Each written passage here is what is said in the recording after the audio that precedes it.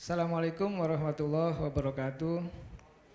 Rabbi shrah li sadri wa yassir li amri wahlul 'uqdatam min lisani yafqahu qawli amma ba'du. Yang sama-sama kita hormati, kita muliakan, kita banggakan Pak Dr. Edi Suparno. Ini teladan saya karena orangnya humble ya, baik. Kami kenal beliau dulu Sekjen PAN, sekarang beliau diamanai sebagai Wakil Ketua MPR. Lalu ada guru saya, dosen saya juga ini yang luar biasa. Dulu Prof. Lili ini penguji tesis saya. Pembimbing saya almarhum Prof. Ahmad Suhelmi gitu. Terima kasih Prof. Lili sudah lulus saya. Kayaknya dulu lulus tercepat Bu S2-nya saya. Cuma 1,5 tahun tapi wisudanya 2 tahun. Tapi kalau S3-nya saya molor dulu Bu. S3-nya lumayan agak berjuang habis-habisan, mati-matian untuk bisa selesai. Dulu penderitaannya luar biasa. Ada di dalam diri saya kira-kira begitu. Lalu ada Bang Panji, terima kasih atas supportnya. Bang Adi Pray, ini apa ya, selebritas digital, anak muda yang dulu kami sama-sama sering tampil di TV. Beliau hari ini masih konsisten di TV, saya sudah masuk pemerintahan, kira-kira seperti itu. Ada Bang Dodi, Bang Ilham, Ibu Wadek. Lalu ada Mbak Dani, mohon izin ibu bapak yang lain yang tidak saya sebutkan satu persatu. Ada Mbak April, teman media saya sekarang ada di Humas MPR. Saya hanya ingin mencoba, kemarin saya sudah kirim abstrak Ibu ke panitia begitu. Ini papernya sedang OTW, sedang berjalan. Bagaimana saya berusaha ingin memformulasikan bahwa dengan berkembangnya teknologi digital, termasuk internet, ini merubah lanskap politik atau merubah wajah demokrasi kita. Nah, suka tidak suka, senang tidak senang, ini menjadi juga tantangan tersendiri bagi kita. Bagaimana misalkan media sosial, lalu juga algoritma, termasuk apa? AI, kecerdasan buatan, itu juga mempengaruhi dalam konteks perumusan kebijakan publik. Termasuk juga apa? Mempengaruhi kontestasi politik dan pembentukan opini publik. Bahkan yang lebih maju lagi, mohon maaf gitu ya, di Albania, mungkin teman-teman baca itu bagaimana Perdana Menterinya mengangkat AI gitu ya, namanya Diela, itu disebutnya sebagai matahari gitu, sebagai menteri yang ingin memberantas korupsi bagaimana. Nah, walaupun memang secara konstitusi tidak dibolehkan, tetapi sudah mencoba diperkenalkan menteri dari AI tersebut. Ini bagi saya secara pribadi sudah merubah lanskap demokrasi gitu. Yang biasanya memang kita, mohon maaf ya, demokrasi berjalan secara konvensional, hari ini kita sudah merubah masuk ke wilayah digital. Saya punya pengalaman dalam konteks ini. Ketika demonstrasi tolak Jokowi 3 periode, saya masih ingat itu. Bagaimana kekuatan digital, kekuatan media sosial itu berpengaruh dalam konteks kebijakan. Contoh, dulu Bang Adi juga, Bang Adi Pray ini salah satu yang nolak Pak Jokowi 3 periode. Saya yang keras juga menolak itu. Nah, ini berbagi juga bagaimana tadi transformasi digital begitu kuat membentuk, mohon maaf ya, karakter demokrasi ke depan. Nah, ini 2002 saja sudah terasa echo chambernya, gaungnya gitu. Apa yang terjadi ketika itu? Saya masih ingat bahwa tidak banyak partai yang mendukung Pak Jokowi untuk 3 periode. Hanya PDIP yang menolak itu. Dan di sini tentu akademisi yang menolak Jokowi 3 periode itu. Nah, kebetulan waktu itu saya presentasi di MPR, fraksi PKB MPR ketika itu menjelaskan bahwa ini melanggar konstitusi dan lain sebagainya. Saya ingin mengatakan begini, saya salah satu ketika itu orang yang ditarget untuk dipenjarakan karena menolak Jokowi 3 periode, kira-kira gitu. Kenapa itu saya utarakan? Karena nama saya itu dimasukkan sebagai nomor 1 mentor demonstrasi. Jadi nomor 1 Ujang Komarudin, nomor 2 Jumhur Hidayat yang kita sahkan dan Nainggolan dan lain-lain. Nah, saya melihat, ini saya cerita dulu ya. Saya ini bukanlah oposan tetapi akademisi yang mengkritisi perjalanan demokrasi ketika itu. Tetapi yang di bawah ini senior-senior kami, Pak Jumhur Hidayat, Syahganda, memang aktivis. Beliau aktivis politik yang memang bergerak untuk menjaga demokrasi juga, tetapi memang mohon izin Bang Syahganda dulu pernah jadi tim sukses kira-kira di Pilpres begitu.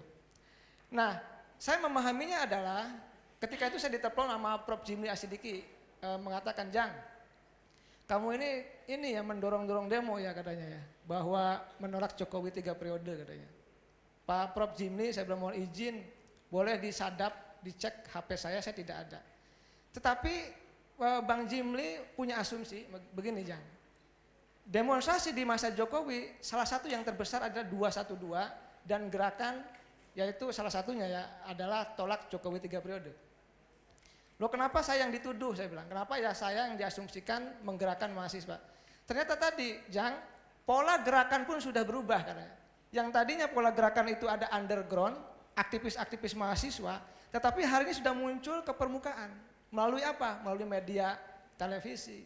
Melalui apa? Melalui media online. Melalui apa? Melalui media sosial. Yang jauh lagi kemarin bagaimana, mohon izin ya, kerusuhan akhir Agustus yang lalu, itu dipicu oleh kekuatan media sosial, TikTok. Mereka konsolidasi di situ. Mereka melakukan gerakan-gerakan di situ. Bahkan ya TikToknya hari ini kan didenda ya, melanggar, dianggap melanggar. Artinya kalau kita bicara demokrasi hari ini ke depan, suka tidak suka mau tidak mau mengalami tadi wajah yang berubah dari yang versi konvensional kepada gerakan-gerakan yang baru.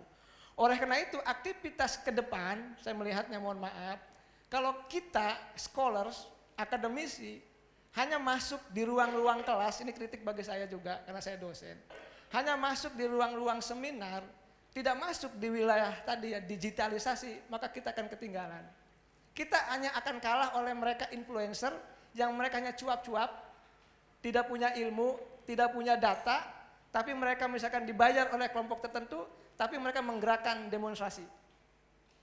Kita yang akademisi, saya yang katakanlah berilmu, punya data, punya pengetahuan, tapi kita tidak masuk ke wilayah itu, kita akan ketinggalan. Kita tidak akan menjadi referensi di situ. Yang menjadi referensi mereka. Ini kenyataan. Kenyataan bahwa hari ini demokrasi digital berkembang begitu pesat, berkembang begitu cepat, memang memastikan bahwa anak-anak muda lah itulah yang menjadi penggerak, yang membangun partisipasi melalui media itu. Ini kritik ya bagi saya pribadi sebagai akademisi begitu. Nah sebelum melangkah ini saya izin, tadi saya disebut profesor, saya belum sebenarnya Bu Riyati, malu saya sebenarnya Pak Lili. Saya ini masih associate profesor, Ibu MC ya, masih associate profesor. Artinya 14 bulan lagi saya baru mengajukan guru besar. Jadi baru boleh saya di akhir Desember 2006 baru boleh mengajukan guru besar, tapi Q1 saya sudah saya terbitkan, ini lagi Q1 saya juga lagi saya mau terbitkan juga di Eropa begitu kira-kira. Ibu Bapak, saya lanjutkan sedikit gitu ya, ini fenomena saya ambil yang inti saja. Bagaimana ini dipengaruhi oleh pengguna internet yang begitu besar di dunia ini. Ada yang tahu mungkin Ibu Bapak jumlahnya pengguna internet itu, kalau data kami ya nanti bisa bisa banyak data ya, tapi kalau kami kutip gitu ya dari WA Sosial tahun 2025 ini 5,56 miliar pengguna internet dari jumlah penduduk 8,2 miliar, luar biasa. Lalu bagaimana Indonesia menempati 80% populasi nasional pengguna internet, yaitu 221 juta. Dan jangan lupa saya hanya ingin mengatakan, misalkan Bang Adi ini followernya ribuan, Pak Edi Supratno juga ribuan, Ibu Bapak juga ribuan. Media sosial ini menjadi aset, sekali lagi aset. Jadi aset hari ini bukan hanya emas, Ibu Bapak, bukan hanya apa, bukan hanya tanah, bukan hanya pengetahuan, bukan hanya apa lagi, bukan hanya mobil, bukan hanya rumah, aset. Hari ini media sosial teman-teman itu aset. Jadi kalau followernya ribuan itu pasti banyak yang mendekati itu politisi. Apalagi jutaan. Kenapa Raffi Ahmad itu menjadi sekarang mohon maaf utusan khusus? Ya karena memang kekuatan media sosialnya juga tinggi sebagai influencer. Jadi hari ini gitu yang katakanlah yang banyak masuk pemerintahan dari generasi muda, tadi mereka main di wilayah media sosial yang begitu kuat engagementnya kepada publik. Tetapi memang ketika sudah masuk pemerintahan ya menjadi lemah kekuatan itu. Oke, saya lanjutkan Ibu Bapak. Lalu yang ingin saya sampaikan juga dalam kesempatan ini, ada tantangan, saya singkat saja. Ada 4 tantangan dalam konteks demokrasi hari ini ke depan terkait dengan digitalisasi. Yang pertama ini menjamurnya post-truth politik. Di mana kebenaran sudah dipinggirkan. Di mana kebenaran sudah dinomorduakan. Di mana kebenaran sudah terbelakang. Diisi oleh apa? Oleh hal-hal yang emosional dan keyakinan. Dan itu dianggap sebuah kebenaran. Yang sejatinya bukanlah kebenaran. Nah hari ini mohon maaf kalau data ya, dulu sekali lagi Bang saya kutip Bang Adi Prayitno aja karena sering di TV gitu ya. Dulu kami ini jagoan-jagoan TV. Dari algoritma TV itu 8 tahun terakhir masih tinggi, tapi hari ini sudah terbalik. Hari ini rakyat Indonesia mencari referensi atau ilmu pengetahuan ataupun informasi dari media sosial, bukan lagi dari televisi. Terbalik, dulu televisi, sekarang media sosial. Itu risetnya, riset Kompas juga, Litbang juga sudah muncul. Nah artinya saya ingin mengatakan kalau ini terjadi maka ini ancaman betul bagi kita scholars, bagi kita tadi pengajar, bagi kita pemilik pengetahuan. Dan hari ini juga jangan lupa, saya dosen, kita ini bukanlah pemilik pengetahuan satu-satunya. Kalau dulu kita lah mohon maaf yang paling banyak bacanya mungkin, yang paling banyak referensinya. Tapi hari ini mohon maaf, anak didik saya, mahasiswa saya bisa langsung ada di jari, pengetahuan apapun sudah ada. Artinya pemilik pengetahuan itu ada dalam konteks gadget dan digitalisasi, sudah ada semua. Kemarin saya ketemu dengan salah satu mantan teroris di pesantren Al-Mutakin, beliau sudah tobat gitu ya, 7 tahun di penjara. Mengatakan katanya bahwa Pak Ujang katanya bahwa tantangan terbesar sebenarnya dalam konteks hari ini adalah memastikan bahwa mohon izin katanya, bahwa anak-anak yang usia 13 tahun katanya hari ini sudah terdeteksi nih, mohon izin saya perlu sampaikan karena saya bagian pemerintah, terdeteksi ada yang mau bunuh diri. Apa namanya, pengebom bunuh diri ya, apa ya istilahnya apa ya pengantin. Baik, mereka dari mana ngambil pengetahuannya? Dari game roadblock ya, apa sih itu roadblock. Jadi mereka itu sosialisasinya, kampanyenya para ekstremis ini di roadblock itu, di game itu mereka mendoktrin di situ dan banyak mereka yang terpengaruh, bayangkan. Ya, baik Ibu Riyati. Ini saya singkat saja Ibu Riyati, terima kasih. Saya sampaikan juga yang kedua yaitu bangkitnya digital populisme. Ini Bang Panji sudah menjelaskan tuh sebenarnya di forum fraksi Partai Golkar. Ulasannya menarik Pak Panji, sampai saya cari PPT-nya saya baca, luar biasa juga, terima kasih. Mungkin nanti saya tidak bisa mendalami ini karena waktu yang singkat. Yang ketiga itu polarisasi politik digital.